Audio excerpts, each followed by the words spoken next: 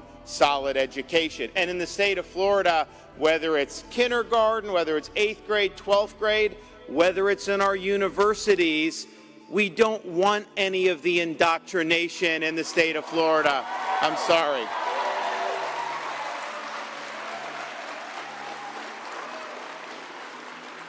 And you think about what's happened at some of these universities.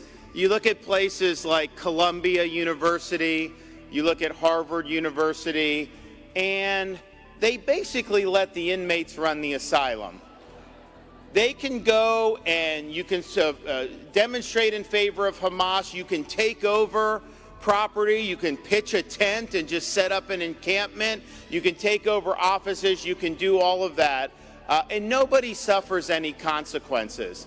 Well, in the state of Florida, we had a couple of our universities where you had these Hamas people try to set up encampments at Florida State, at the University of Florida, and others.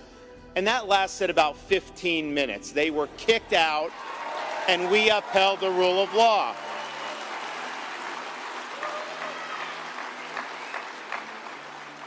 But I think it shows what has happened in education in this country, because this isn't necessarily new for the universities. This is just something that's now been so brazen, because it's one thing to do whatever the fringe kook left cause is and go out and, quote, protest.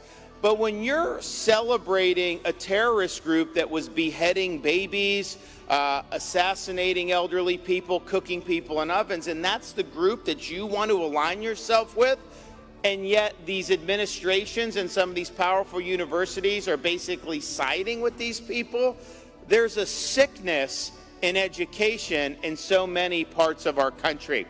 And I can tell you, my job as governor is to ensure that what we're doing in education, whether it's our choice programs, which we do include homeschool in and have supported homeschool families, whether it's school districts, private scholarships, charter schools, or our public universities, we want to protect the people of Florida from that intellectual rot.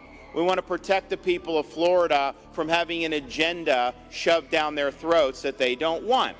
And that involves a lot of things. You know, we had to tussle with a company right down the street here that you may have heard of a couple years ago, because we think it's wrong to teach first graders that they were born in the wrong body or that their gender is a choice. That's not what we want to do in Florida.